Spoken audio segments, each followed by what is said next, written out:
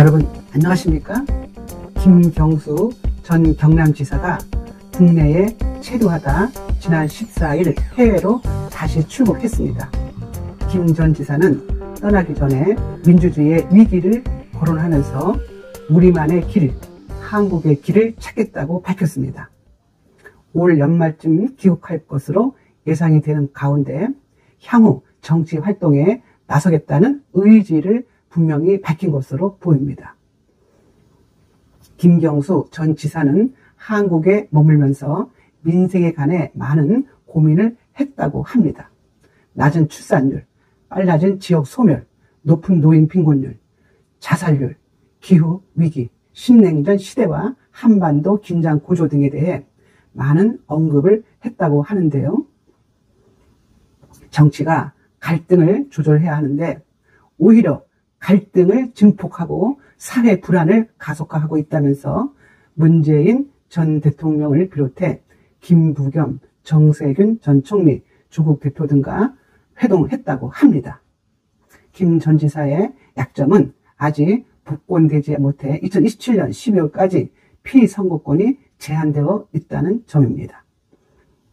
그러나 이재명 대표의 사법 리스크가 갈수록 커지는 만큼 민주당 지역에서는 김경수 전 지사에게 큰 관심을 보이고 있습니다.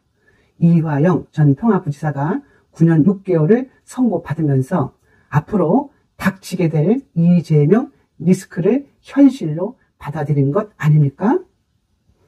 조국 혁신당 조국 대표를 이재명의 대안으로 보는 사람은 없습니다. 조국은 팬덤 현상도 있고 지명도도 높지만 이미 감옥에 가야 할 운명으로 받아들이고 있습니다. 따라서 김경수 전 지사에 대한 관심이 시간이 갈수록 늘어나리라고 봅니다. 지금 민주당과 이재명 측 객달 세력은 이재명의 사법 리스크를 피해갈 수 있을 것으로 착각할 수도 있습니다. 그러나 이화영 재판에서 보았듯이 이재명 대표가 살아 돌아오는 것은 사실상 무리수라는 의견도 많습니다.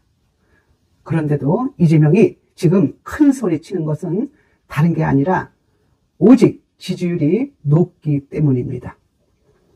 대통령 후보 지지율 1위라는 힘이 받들어주는 것 아니겠습니까? 따라서 이재명의 지지율이 흔들려야만 하는 것입니다. 지지율이 조금씩 빠지면 그를 지지했던 사람들도 그 흐름에 따라 흔들리게 되어 있습니다. 이재명의 사법 리스크를 치명적으로 받아들이는 야권 인사들이 지금 은밀히 물밑 작업을 하고 있다는 소문도 들립니다.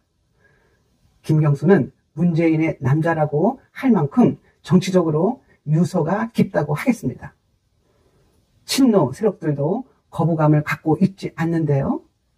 오직 이재명 바탕에 열을 올리고 있는 민주당이 염증을 느끼는 사람들이 폭발적으로 늘어날 조짐을 보이기 시작했습니다.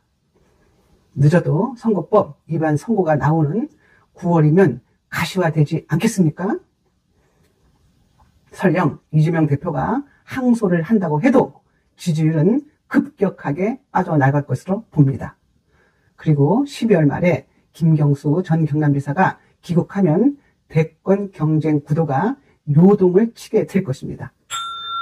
이렇게 되면 윤석열 대통령의 태도가 중요하지 않겠습니까? 윤 대통령은 이재명 대표의 상황을 보면서 김경수의 사면 복권을 행사할 것입니다. 이재명이 사법부를 방해하거나 재판 보이콧 등을 하면 아마 극단적인 결단을 할지도 모르겠습니다. 12월. 그런데 중요한 점은 이재명이든 김경수든 여권에 대항마는 한동훈 전 비대위원장이라 사실입니다. 현재로서는 한동훈 전 위원장 말고 여권의 그 누구한테 기대할 만한 인물은 없습니다. 그리고 윤석열 대통령과 한동훈 거리감이 있을 수 있지만 결국 하나라는 사실입니다. 한간에 친한, 친윤의 갈등을 말하는 사람들이 있는데요. 이것은 그냥 자기들 생각일 뿐입니다.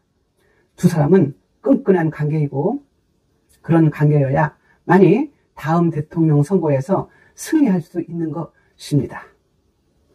김경수가 귀국하기 전에 이미 지지율 조사에 이름이 오르지 않겠습니까? 조국 대표처럼 아마 5% 정도에서 시작할 것으로 보입니다. 지금 우리에게 한동훈 말고 무슨 대안이 있습니까? 우리는 이재명이든 김경수든 한동훈이라는 대박 찬스를 잘 살려야 하겠습니다.